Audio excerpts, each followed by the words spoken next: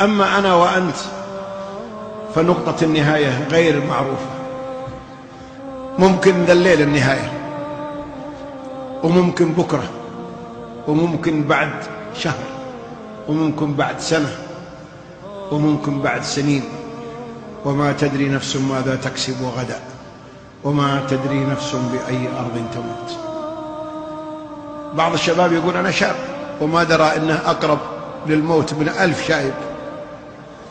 كم من شاب ركب سيارته وما نزل منها، وكم من شاب لبس ثوبه وما خلعه بنفسه، خلعوه مزقوه من عليه. وكم من إنسان نام على فراشه وما استيقظ منه نومة الموت.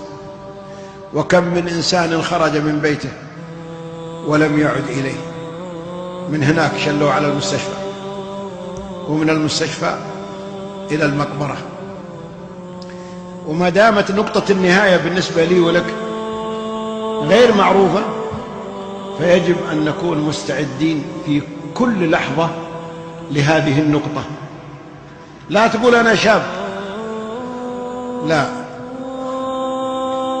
ما للمقابر لا تجيب إذا رآهن الكئيب، حفر مسقفة عليهن الجنادل والكثيب، فيهن أطفال وولدان وشبان وشيب.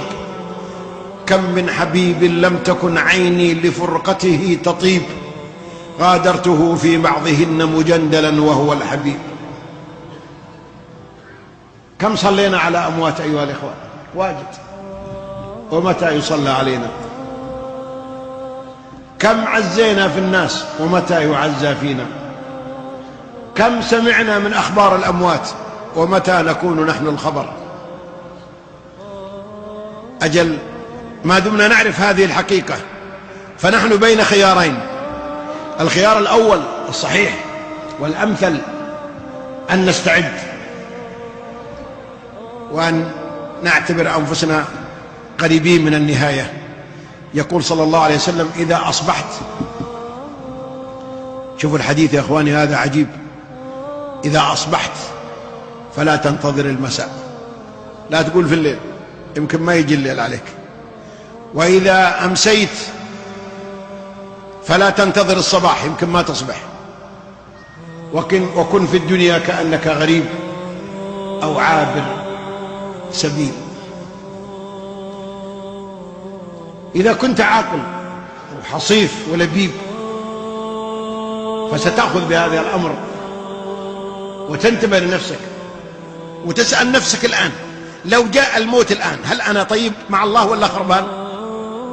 الآن لو دخل علينا الآن ملك الموت من الباب هذا وقال السلام عليكم، قلنا وعليكم السلام، قال عندي أمر الآن بقبض أرواحكم كلكم يومين في المسجد، إيش بنقول؟ نقول ممنوع؟